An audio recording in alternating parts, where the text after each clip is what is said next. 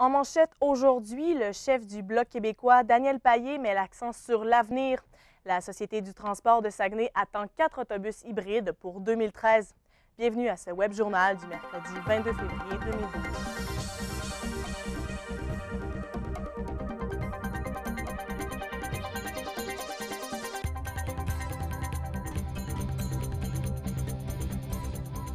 Bonjour, mesdames et messieurs, ici Josie Simard. Le nouveau chef du Bloc québécois, Daniel Payé, continue sa tournée des régions. Ce matin, devant les membres du Cercle de presse de Saguenay, M. Payé a annoncé qu'il ne fallait plus parler de la défaite du 2 mai, mais bien des efforts de reconstruction du parti. Mathilde Ouellette, Daniel Payé voit encore nécessaire la présence du Bloc québécois à Ottawa. Oui, en effet, Josie, le chef du Bloc québécois, Daniel Payé, a été très clair. Le Bloc québécois a encore sa place et continuera d'exister jusqu'à ce que l'objectif de la souveraineté soit atteint.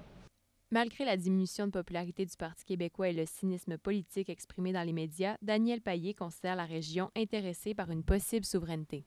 La région de Saguenay-Lac-Saint-Jean, le groupe de militants qui est ici, est très bien soutenu et très ouvert. Il n'y a pas de dormance ici. Une opinion partagée par la présidente régionale des Trois-Comtés, Élise Gauthier. Elle souligne notamment l'inscription de 30 nouveaux membres, mais pour ce qui est des jeunes, la présidente assure qu'il n'y a rien de nouveau dans leur manque d'intérêt politique. Jacques Parizeau a dit à son dernier conseil de ministre qu'il fallait retourner tous les pierres de l'argumentaire. Pauline Marois vit cet objectif avec le Comité sur la souveraineté en recueillant toutes les informations possibles de 1980 à 1995 concernant le Québec et la souveraineté. Le nouveau chef s'est intéressé à ces résultats. Quand vous aurez des résultats, tu me les passeras parce que ça fait aussi partie de ma job que de convaincre les Québécois. Et le lendemain, elle m'a appelé et elle m'a dit « Regarde, là, tu vas pas avoir ça gratis, tu vas venir vice-président. » Robert Bouchard, qui avait d'abord décidé de soutenir le député Jean-François Fortin dans la course à la chefferie, donne aujourd'hui son appui à 100% au nouveau chef. De cœur, évidemment, moi, j'étais sympathique à M. Payé, mais évidemment, j'aurais aimé aussi avoir un jeune, mais je pense que les membres ont fait un excellent choix avec M. Payé. D'ici la fin du mandat conservateur, Daniel Payé croit que le Québec sera touché au point de vue industriel et commercial. Cependant, il se dit prêt à relancer la province dans l'état où elle se trouvera en 2015. Mathilde Ouellette, ATM Nouvelles, Chicoutimi. Plus tôt dans la journée, ma collègue Kim Vermette s'est entretenue avec M. Payé pour parler de la santé du Bloc, de la souveraineté et des projets de son parti. Je vous la laisse entendre. Bonjour, M. Payé. Merci d'être avec nous aujourd'hui. On sait que le Saguenay-Lac-Saint-Jean a souvent été représenté par le Bloc québécois, mais aux dernières élections, il y a 2 candidats néo-démocrates et un conservateur qui ont été élus. Oui. Donc, ma question, c'est quels moyens avez-vous prévus afin de reconquérir les gens de la région? La première des choses, c'est de venir les voir. Vous savez, bon, dans au dernier Parlement, il y avait 2 conservateurs, puis M. Bouchard, Robert Bouchard, à Chicoutimi, le Fjord. Et puis, là, on se retrouve où il y a M. Blackburn, M. Bouchard qui ont été battus. Denis Lebel qui a passé. Là, on se dit, qu'est-ce qui s'est passé? Est-ce qu'il s'est passé quelque chose de différent au Saguenay, Lac-Saint-Jean, qu'ailleurs au Québec? Puis, je pense pas. Je pense que tout le monde a eu la même réaction pour l'élection du 2 mai. Et on se dit, ben là, c'était un contact. Hein? Les gens sont rentrés en contact avec Jack Layton, puis il y a eu une histoire d'amour, dans le fond, que les électeurs ont vécu avec Jack Layton. Et malgré le fait que Robert Bouchard, par exemple, était le député qui a gagné le prix à la dernière législature comme étant le député de la Chambre des communes sur les 308, c'est parce que c'est un gars qui travaillait beaucoup, puis les autres candidats aussi. Donc, il y a peut-être eu un contact qui a manqué. Okay. Et comment allez-vous rechercher ce contact-là? En tournant, je fais des tournées du Québec. Je viens là où l'actualité est. Donc, on a un plan de tournée, mais en même temps, des fois, on fait des apartés. Puis on se dit, bien, la meilleure façon, c'est d'être témoin de la vie des gens. Et avec toutes ces tournées-là, comment est-ce que vous voyez que ça se porte présentement, la machine électorale du Bloc après le 2 mai? Elle a mangé tout un coup. Ça, c'est sûr. La prochaine élection, c'est le 19 octobre 2015. Alors donc, c'est pas demain matin. Il faut se préparer correctement. C'est un plan de 3 ans et demi. Et ça, c'est important là, de noter qu'il faut monter, pas tout de suite, puis ça redescend tout de suite. Il faut monter lentement, très sûrement. Ici, dans la région, il y a une présidence régionale et 3 présidents qui roulent à plein. Donc, c'est une région qui est très, très dynamique. C'est hélas pas pareil partout au Québec, mais dans le Saguenay-Lac-Saint-Jean, le Bloc québécois, il a plié, mais il est revenu. Puis vous allez voir ça, il va revenir partout. Et vous, on sait, vous venez d'être nommé vice-président du Comité pour la souveraineté, oui. formé par Pauline Marois. Donc, qu'est-ce qui fait, selon vous, qu'aujourd'hui, en 2012, la souveraineté est sujet encore d'actualité? Ah, mais de plus en plus, c'est ça que les gens ne voient pas. Et c'est ça que les politiciens, Mme Marois, les autres chefs indépendantistes et moi, on doit faire. C'est de dire, oui, tout le monde dit que la souveraineté, c'est possible. Ça, là, maintenant, avant, ça se discutait. Maintenant, oui, tout le monde est d'accord. Même M. Charest dit c'est possible. Il y a beaucoup d'entrepreneurs ou d'autres personnes, des fédéralistes, qui disent ça se peut que ça arrive, donc c'est probable. Puis si ça arrive, on s'en ira pas là. On va jouer là-dedans, mais ils sont peut-être pas nécessairement d'accord. Moi, ce que je veux faire, c'est de convaincre les gens que c'est préférable. Possible, probable et préférable. Donc, on a un ouvrage d'aller convaincre les gens. Et le Comité de la souveraineté, c'est pour remettre à jour l'ensemble des études qui ont été faites pour 80 puis 95, puis aussi des argumentaires, donner des argumentaires aux présidents de comté, aux futurs candidats, à Mme Marois, à moi. Donc, c'est savoir parler au monde. Et pensez-vous que le désir séparatiste des Québécois peut redevenir aussi puissant qu'il a été lors des 2 derniers référendums? C'est un désir d'assumer ses valeurs. Puis d'être souverain, bien, c'est quoi? C'est de faire ses lois, ses impôts, puis ses traités. Puis là, on regarde ce que le gouvernement du Canada est en train de faire. Il fait son Canada en fonction de ses valeurs. Et de plus en plus, il faut aller voir les Québécois puis dire, regardez, on n'a rien contre le Canada, là. Mais premièrement, on réformera. Il n'y a plus de réforme possible de constitution. Alors, ou bien on rentre dans ce moule-là canadien, ou bien on se dit, non, c'est pas nos valeurs à nous. Alors donc, pourquoi est-ce qu'on ne fait pas un pays qui est le signe de nos valeurs? Et lundi dernier, le journaliste du Devoir, Mathieu Bock-Côté, lui, a écrit que selon lui, la souveraineté n'avait plus sa place, que la population n'était plus réceptive. Et je vais le citer à ce sujet-là. La souveraineté est une excellente réponse à une question qui se pose de moins en moins. Qu'est-ce que vous lui répondriez à ce journaliste? Bien, que M. Côté, que je respecte, M. Bock-Côté, bon, c'est un bon universitaire, mais je ne suis pas d'accord avec lui. Et j'aimerais lui dire, bien, il faudrait avoir tous nos moyens pour régler les problèmes sociaux. Lui, c'est un sociologue. Et de dire, bien, pourquoi est-ce que tu refuses, pourquoi est-ce que l'on refuse d'utiliser l'ensemble des moyens que nous avons quand on est un pays. Et de dire c'est une réponse à une question qui ne se pose plus, bien, raison de plus de reposer la question, puis de dire aux gens, écoutez, faire abstraction de la moitié de notre portefeuille, de la moitié de nos pouvoirs, ça n'a pas de bon sens. Donc, c'est pas de faire la souveraineté pour faire la souveraineté, c'est de faire la souveraineté parce que c'est préférable. Et qu'est-ce que la prochaine étape là, pour le comité, qu'est-ce que c'est exactement? Ah bien là, on a différentes rencontres. C'est un comité qui est très diversifié. Hein. Vous avez des gens qui sont de tous les milieux là-dedans. Et donc, on a 7 ou 8 rencontres pour vraiment voir qu'est-ce qui a été fait en 80 et en 95 que l'on doit soit refaire et surtout ne pas refaire. Il y a des erreurs qui ont été faites, donc on apprend de nos erreurs. Puis aussi de dire, bon, bien, modernisons le débat. Parce qu'il y a des choses à moderniser. Et brièvement, on sait qu'aujourd'hui, vous allez être de passage pour visiter les employés de Rio Tinto à Caen. Qu'est-ce que vous venez leur dire aujourd'hui? Bien, moi, je viens leur dire que c'est très important, leur lutte, et puis de ne pas lâcher. Puis de faire en sorte que nous, le Bloc, quand on avait accepté et suggéré au gouvernement fédéral, oui, Rio Tinto peut acheter Alcan, on avait mis des conditions. Si ces conditions-là avaient été utilisé par le gouvernement du Canada, on n'en serait pas là aujourd'hui. C'est un appui que je viens leur donner. Bien, merci beaucoup pour le temps que vous nous avez donné aujourd'hui, M. Payet. C'est mon plaisir. Merci.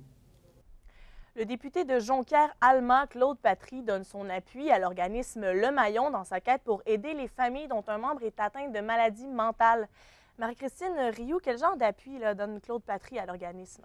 Josie, M. Patry souhaite aider le Maillon avec sa campagne de sensibilisation et de mobilisation en faveur de bonifications importantes dans le plan d'action en santé mentale du Québec. D'ailleurs, le 8 février dernier, le député de Jonquière-Alma a écrit une lettre à ce sujet-là au ministre de la Santé du Québec, Yves Bolduc. Je vous invite à aller écouter Claude Patry. On voit des animaux, des fois, il fait froid à moins 30, on s'en occupe, on les ramasse, on va les mener dans un endroit spécialisé pour ça. On n'est même pas capable de prendre soin de nos personnes qui sont atteintes de maladies mentales, qui sont laissées à eux-mêmes. Effectivement, ça a... Le député de Chicoutimi, Stéphane Bédard, appuie l'initiative de son confrère néo-démocrate et déposera une pétition sur justement les bonifications au plan d'action en santé mentale du Québec. Il va déposer sa pétition à l'Assemblée nationale. Est-ce que le Maillon trouve qu'il y a assez de ressources là, pour aider ces personnes-là dans la région ici? Non, Josie, la directrice générale de l'organisation, Guylaine Laberge, elle souhaiterait implanter un centre de crise dans la région, donc un endroit où les personnes atteintes de maladies mentales pourraient aller prendre le temps de se réorganiser mentalement. Elle a donné en exemple un cas qu'elle a eu à gérer hier au Maillon. Donc, je vous invite à aller écouter Mme Laberge à ce sujet-là. Vous savez, le conjoint, qu'est-ce que vous voulez qu'il fasse, lui? Il faut qu'il travaille. Donc, la madame est dépressive, elle veut mourir, elle est dans le lit 24 heures sur 24, elle ne mange pas, elle ne boit pas, elle ne s'alimente pas. Alors, qu'est-ce qu'on fait? On laisse mourir quelqu'un? C'est épouvantable. Hier, ça m'est arrivé. Puis à tous les jours, à toutes les semaines, on a des gens comme ça qui s'arrivent. Et puis en terminant, là, est-ce que les maladies mentales demeurent quelque chose de tabou dans la société québécoise? Oui, Josie, Mme Laberge a d'ailleurs dénoncé la situation. Elle dit qu'il y a encore beaucoup trop de préjugés autour de la question des maladies mentales. D'ailleurs, elle a affirmé qu'elle était bien contente de voir que des députés comme M. Patry et M. Bédard appuyaient sa cause. Merci beaucoup, Marie-Christine Rioux. Je vous en prie. Les conservateurs devraient déposer d'ici un mois leur premier budget en tant que gouvernement majoritaire. Kim Vermette, le député de Burnaby, New Westminster et critique des finances pour le MPD, Peter Julian, appréhende les coupes que laissent supposer les rumeurs. En effet, Josie, le député néo-démocrate Peter Julian, que qualifie de menteur et de vétéran pour les Québécois, Dany Morin, est venu ce matin donner son opinion quant au prochain budget des conservateurs. Il accuse le présent gouvernement de vouloir faire de trop grandes coupes, alors que, selon lui, la solution est de créer de l'emploi afin de faire rouler l'économie. A-t-il été question des conséquences probables pour la région? Oui, en effet, Josie, je me suis entretenue à ce sujet avec Dany Morin, qui, lui, croit que d'éventuelles coupes comme ça pourraient évidemment affecter les citoyens du Saguenay-Lac-Saint-Jean. Cependant, il est certain que, selon lui, tous les Canadiens de classe moyenne pourraient se voir affectés par ce prochain budget. Je vous laisse entendre à ce sujet.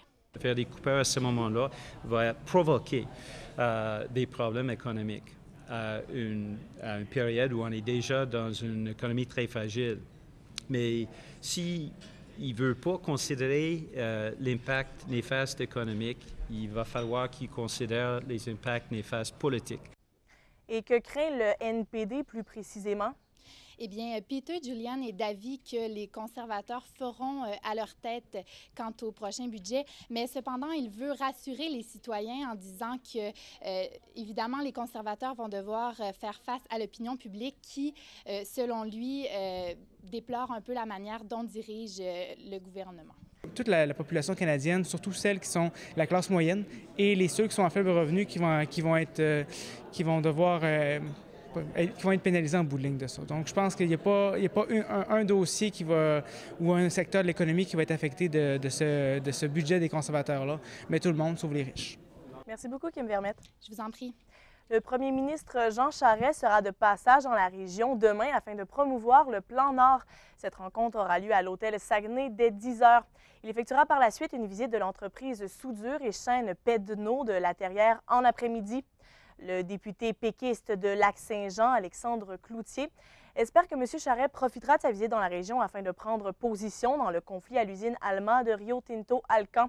Le député déplore que le gouvernement libéral ait refusé l'adoption d'une motion à l'Assemblée nationale exigeant qu'Hydro-Québec ne s'ingère pas dans ce conflit. Un homme de 38 ans de Saint-Thomas-d'Idine, Dario Piquette, a été arrêté hier après les événements de dimanche dernier. L'homme avait fait feu en direction des 4 motoneigistes. Il fait face à 3 chefs d'accusation et sera appelé à comparaître vendredi pour son enquête sur remise en liberté.